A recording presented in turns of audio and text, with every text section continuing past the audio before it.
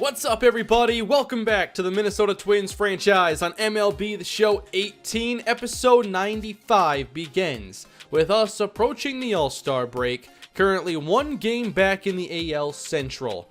Last episode, we saw Byron Buxton continue his hot streak at the plate, but we also saw the pitching struggles as well help cost the Twins a potential win. Ace pitcher Dallas Keuchel suffered a minor hand injury, but he's already back after the first game of this episode. We also get a trade offer from the Pirates that was really tempting.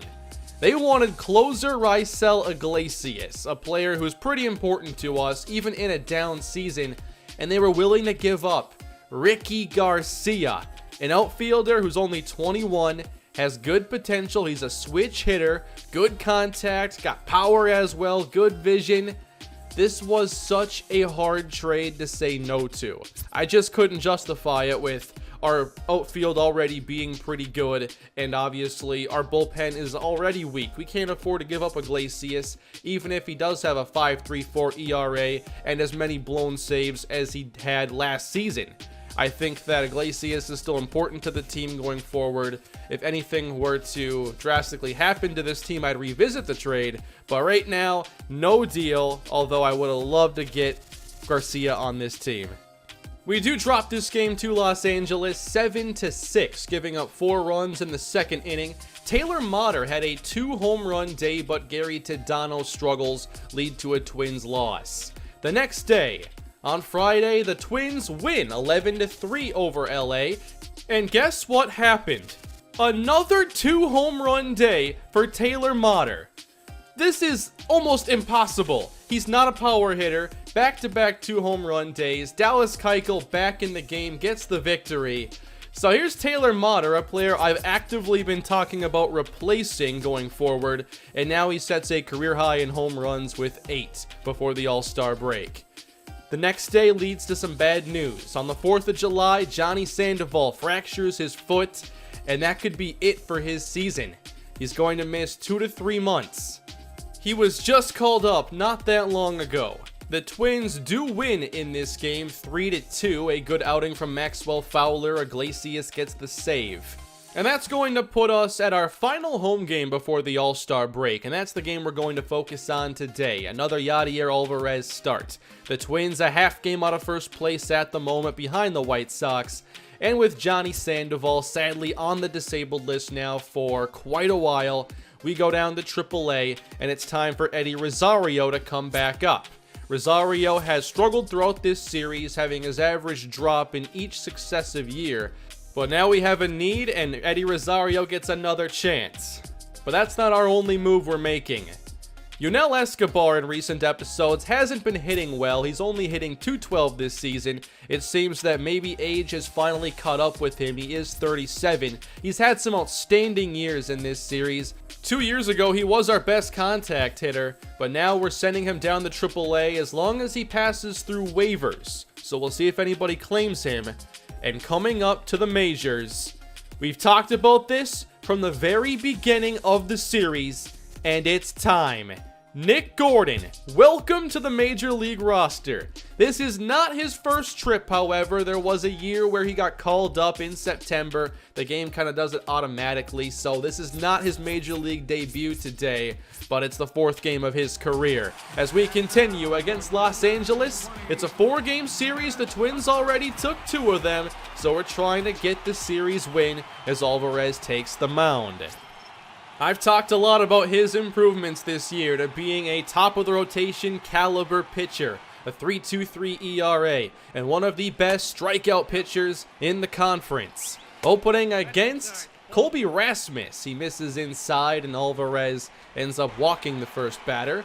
Next, Tommy La Stella pulls one down the line. It has a chance, but it is well foul. Still an 0-2 count. Alvarez with the fastball on the outside gets the big out. But then it's your current AL MVP leader. It's Mike Trout. A 362 average. And he puts it on the ground softly. Twins get one at second, but can't get Trout over at first base. Their cleanup hitter is the former Giant, Brandon Belt, who puts it on the ground for Josh Harrison, and that is the final out of the inning. The Angels entered this game 22 games above 500, 56-34, one of the best teams the AL has to offer. Here's Andrew Heaney on the mound, and we go with Josh Harrison to lead off because of his success against lefties. He reaches first base. 2 batters later, Nelson Cruz takes 3 out of the zone, followed by 2 strikes, and then walking to first base. 2 aboard for the second leader in AL MVP votes this season, Miguel Sano. 70 RBIs on the season, and make it 73! 3-run shot to left field. Sano puts the Twins in front. Number 27 on the season. His career high is 36, and he's doing even better than he did in a career season last year.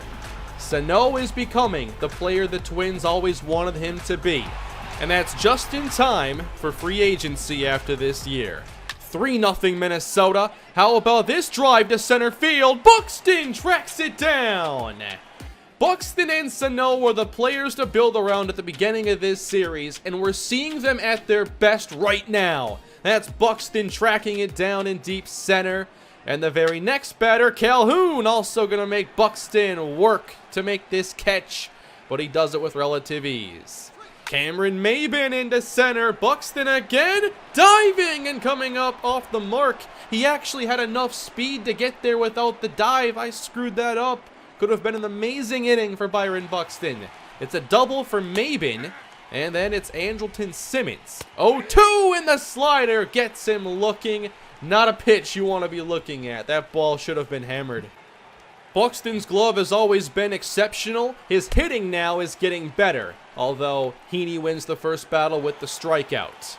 That'll take us to Nick Gordon and the 9th at-bat of his major league career. It's been a long road to get him up here, but it's finally his time.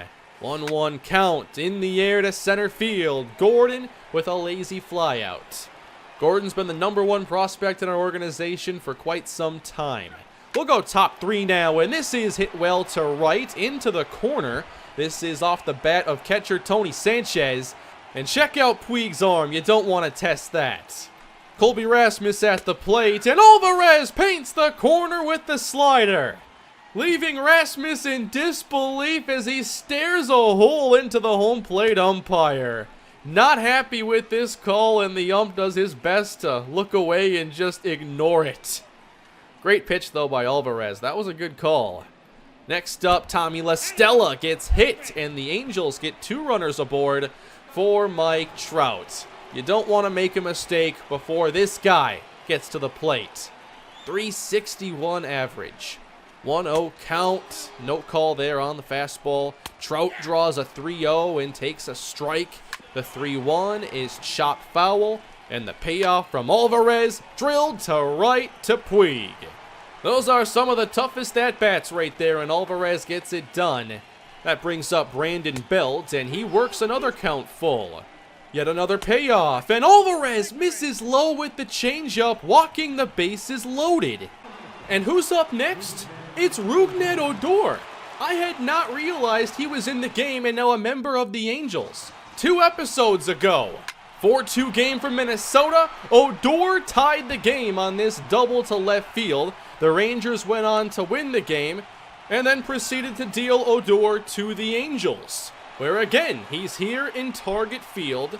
I believe he's had multiple big hits against us in this series. And Alvarez falls behind, another 3-ball count. Alvarez trying to settle down. We had to have the mound visit because this pitch was crucial. 3-1 fastball inside, walking in the Angels' first run of the day. Twins in danger of surrendering this lead. Cole Calhoun, bases loaded, and some left-handed power to face Alvarez. But he hits the corner, gets ahead in the count this time. Calhoun, though, not making it easy, fouling off a few pitches. Works it to 2-2, and Alvarez gets this in the air. Caught by Puig to end the inning. This was a 31-pitch inning for Yadier Alvarez. You don't want to see that early in the game. In the fourth, already at 67 pitches, Maben past third base into the outfield. Nick Gordon not playing his true position. He's here at third base instead. Can't make the play. And then Maben went on to second base and we weren't ready for it. So a great day for Maben continues. Runner in scoring position and Simmons hits one to right, but they're not going to test Yasiel Puig. Runners at the corners, nobody down. More trouble for Alvarez. But this is poked in the air to right, shallow enough. They will not test Puig here. One down. Here's Colby Rasmus again. Strike on the fastball. 3-2. Got him with the heat one more time. Second out. All Alvarez needs is one more. La Stella 0-2 on the ground softly. Twins get out of the inning, no more damage. But that was it for Alvarez. Despite only 4 hits allowed and the 1 run, the Angels just wore him down in 4 innings. That means we have to bring out the bullpen. Bottom 4 for Minnesota, Charlie Blackmon into left field. After the 3-run home run by Sano, it seemed Heaney had gotten settled down pretty quickly. And then here, I'm not really sure what happened. I wanted Blackmon to take off, but I didn't want him to take off before the pitch. Still it happened, and he gets caught stealing. There's my 1 base running error, I guess, for the day. Next up, Garver with a dribbler. Oh, man. Tough innings here after the 3-run home run. So at least we had that lead as we turn to Tyler Duffy. He's in the All-Star race. He's been doing really well this season. And here's a chance to build his case. Against Mike Trout, how about this? A poked pop-up into shallow right there in foul territory. That's what you like to see. And then facing Brandon Belt. Up high, hits the outside corner, and then goes inside with the cutter. 3-2 though, Belt worked it full and struck out again with the cutter. Big strikeout for Duffy. 2 away, Rougned Odor. And the 3-2 is hammered out to right center field. Buxton gives chase, back to the wall. He reaches up and takes away a hit from Odor. Another stellar defensive play out of Byron Buxton. Gold glove, just give it to him right now. It's July, we already know it's a done deal. We'll go bottom 5 now with Minnesota, and Gordon with a sharp single up the middle. That's the 5th hit of his young career, and yes, in 10 at-bats too. Next, Josh Harrison, good play at first, Belt to second, return pulls him off the bag. The Angels only get 1, otherwise the inning would be over. Yasiel Puig up next, promptly gets ahead in the count and takes a pretty easy 5-pitch walk. Is that error going to come back to hurt Los Angeles? Nelson Cruz, the Derby champ, up next. Good sinker, he swings through it, but takes a slider to make it full. Runners can go early. Payoff pitch, driven to right center. That'll reach the wall. 1 run scores. Another comes around as well. 2-run double following the error. If they ruled that an error, I'm not actually sure, but it was a mistake. And it's 2 more runs for Minnesota as we go to the 6th, and Tyler Duffy's day continues. He had pretty good stamina at this point, but led off the inning by allowing a walk. Next, Andrelton Simmons, back up the middle, good stop. They got 1, Harrison to first, no. Not sure an accurate throw there would have mattered. Next up, it's Sanchez, and he gets walked. Back to the top of this order, and it's Colby Rasmus, ripping one to right field, down in fair territory. Angels cut into this lead, getting their 2nd run as Puig gets the ball into the infield rapidly, but now the tying run at the plate. Big at-bat for Tommy La Stella, facing Kevin Quackenbush. And he comes out to deliver the quick pop-out, and the Twins protect their 3-run lead. Obviously, against this team, I wanted a few more runs to bring some comfort, and we get extremely lucky. Should have been strike 2, but Garver gets walked, and that brings up Byron Buxton, 0 for 2 on the day. In a 2-1 count, A.J. Puck misses outside, now 3-1 to Buxton, and he hammers this out to center! Let's go! Buxton with a 2-run shot! 7th on the season, it goes 449 feet. Remember that Buxton is not supposed to be a high-contact, low-power outfielder.